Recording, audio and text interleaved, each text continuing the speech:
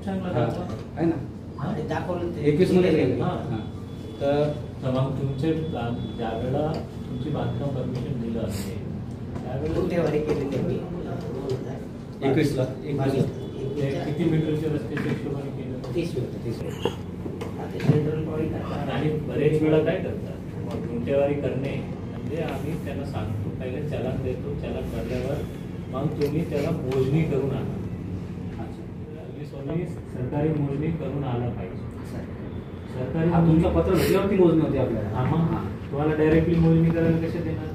तुम्ही चलान भरलं, माझी इच्छा आहे, नाही तर कोणी मोजणी करायला बसणार.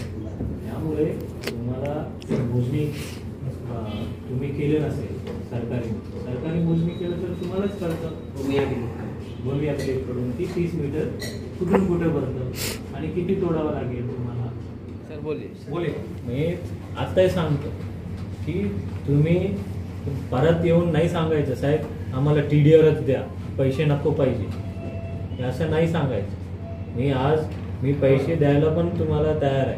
जे गुंठेवारी जे गावठाण बाग आहे त्यांनी सिटी प्रॉपर्टी कार्ड वगैरे बनवून त्यांची आहे, त्यांना आम्ही पैसे द्यायला आम्ही काही पाठीमागं बघणार नाही. कारण शेवटी ज्या लोक गुंठेवारी करतात ते पैसे आलेले पैसे तुमच्यासाठीच आहे, जे कॉम्पेन्सेशन द्यायचं. परंतु मी आत्ताच सांगतो आजच लिहून द्या मग TDR नाही पाहिजे. कारण TDRची तुम्हाला भाव वाढणार आहे. कारण आपली पॉलिसीमध्ये आत्ता 1.1 FSI नंतर मॅन्डेटरीली तुम्हाला TDRच घेऊन बांधकाम करायची. ज्यांचा पहिला माला नंतर बांधकाम करा. आज कोण पहिला मालात राहता आपला? सर्व वरती मालात. आता काही ठराविक लोक मंडळी म्हणतात सर तुम्ही हे करू नका, आमची बिल्डरांची नुकसान आहे. नाही, असं नाही. मी पहिलं शहराचं बघणार आहे. कारण हे TDR म्हणजे कोण आहे? TDR म्हणजे काय? आता सर्वसामान्य शेतकरी काय म्हणतो, माझे शेत जर जात असेल शेती बदल्यात शेती द्या, शेती बदल्यात शेती द्या, शेती बदल्यात पैसे द्या म्हणणारे आता कमी वर्ग. आता TDR म्हणजे काय? तुमच्या जमीन बदल्यात जमीन आहे, जमीन बदल्यात जमीन आहे ना. TDR म्हणजे ते कागदी असणार आहे, ते तुम्हाला कुठेही विकता येते. नारेगावच्या विकता येते, नक्षत्रवाडी कोणी घेऊ शकता आणि तुमचं नाव तिकडे ठेवणार आमच्या वेबसाईट मध्ये.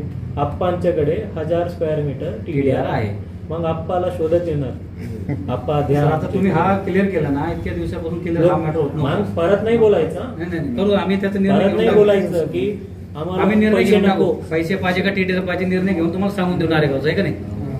नाही, मी आता सांगतो, सांगून तुम्ही लिहून द्या. 100% लिहून देऊ आम्ही. की मला TDR नाही पाहिजे, पैसे द्या.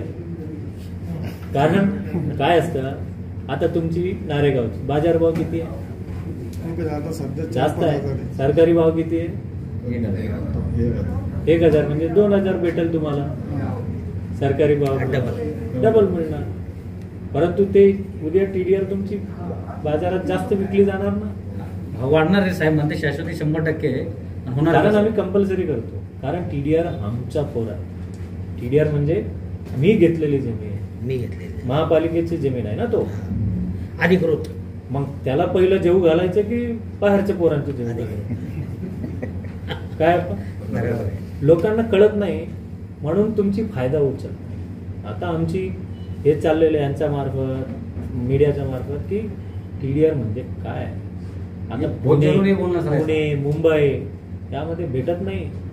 100 रुपयाची TDR डबल मध्ये विकू राहिले. त्यामुळे ठीक आहे, जे गावठाण क्षेत्रामध्ये ज्यांना कम्पेन्सेशन, महापालिकेमध्ये 3 प्रकारची कम्पेन्सेशन, एक पैसा, TDR, RCC. आता तिन्ही ऑप्शन, 2 ऑप्शन तुमच्याकडे, TDR आणि पैसे. तुम्ही माग सर तुम्ही TDR द्या, आम्ही TDR द्या.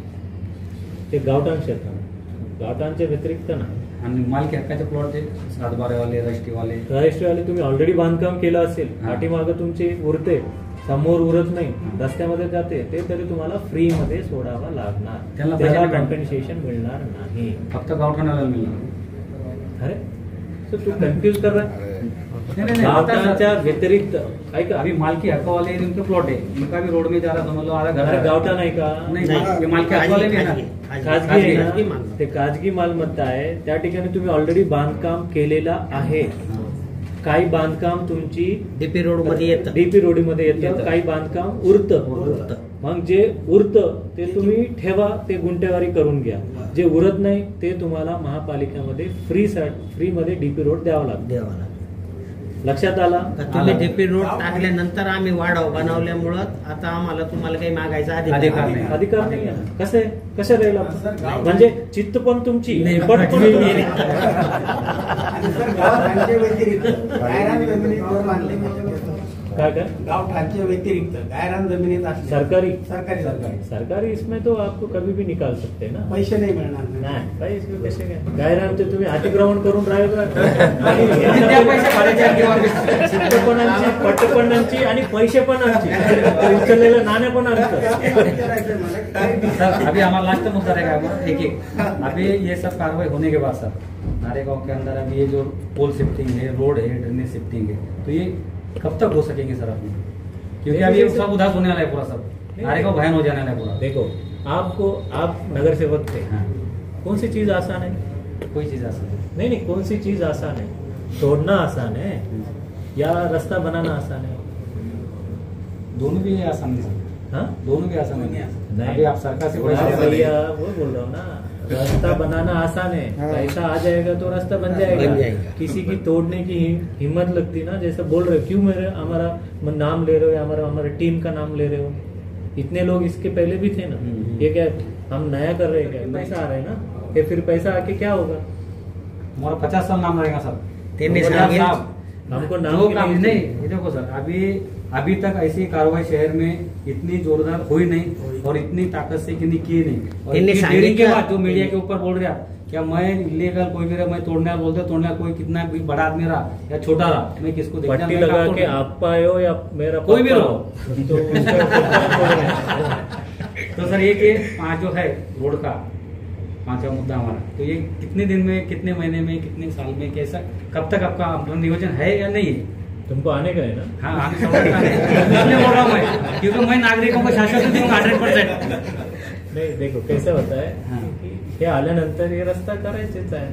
आता कोणती रस्ता उरलं? कुठंच नाही, शहरात तर एकदम लगभग एकदम आता हे मेजरच रस्ते उरले ना. आता गल्ली गुल्लीतलं सर्व झाल्या. सर्व झालं सर। आता लोक पैसे भरल. नारेगावच्या गुंठेवारी गेलं किती पैसे येऊ शकतात? खूप पैसे नाही सर। कमीत कमी 20-30 करोड रुपये तरी नारेगावात भरावं लागेल.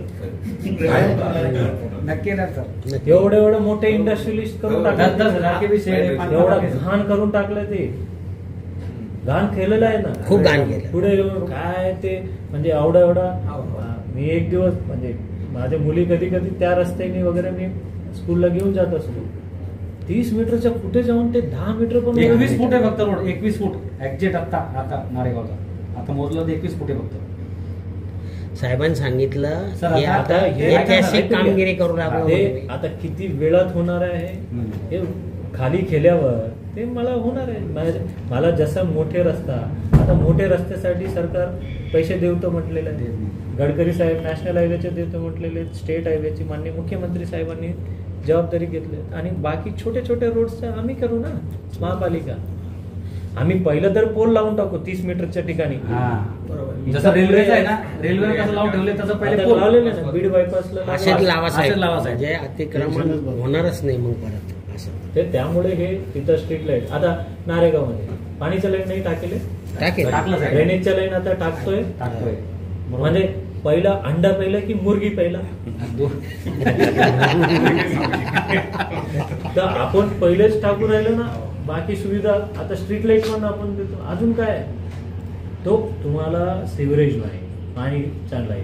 आता फक्त पाणी चालू याच्यासाठी करत नाही की ते म्हणजे वरची लाईन सुरू झाल्यावर मोठी जागते. ते पण आता काय शेवटच्या 10% उरलेले आहेत, ते होईलच. असं नहीं कि हवा के आश्वासन नहीं, इसका कोर्ट को बताना पड़ता है कितना हुआ. पेपर में जो पढ़ते हैं ना सर अभी पढ़ते. तो अप्रैल हुकला, नवंबर ठीक है, नवंबर हुकला तर डिसेंबर होईल, परंतु हुकणार नाही. सर अभी मैं सर, आता नारेगांव का आरक्षण मधलं आम्ही फाईल दाखल केली चालेल का? आता हे तुमचं जे पाण्याच्या टाक्या काय टाकलेले पूर्वीच तिथली फाईल घेत नाही. जे जे आरक्षण टाकलेलं आहे ना त्या एरियाज मधून आल्यावर आम्ही तेच आता तुम्ही सोडल्यावर तर मी ठीक आहे वो पैसा भी हम मोबदला देंगे. गावठाण व्यतिरिक्त ज्या ठिकाणी आहे जे स्लम आहे समजा स्लम आहे त्यांच्याकडे तर काही कागद नाहीये फक्त टॅक्स पावती काही त्यांना ज्या वेळेला त्यांची घरं जात असेल त्या घरांची आम्ही 100% पुनर्वसन करतो. 100%. ज्यांच्या घर ज्या रस्त्यामध्ये उसको घर बदले में घर दूंगा ऐसा कैसे रस्ते पे फेंक देंगे ना क्या इसने इतने बेरहम सरकार नहीं है.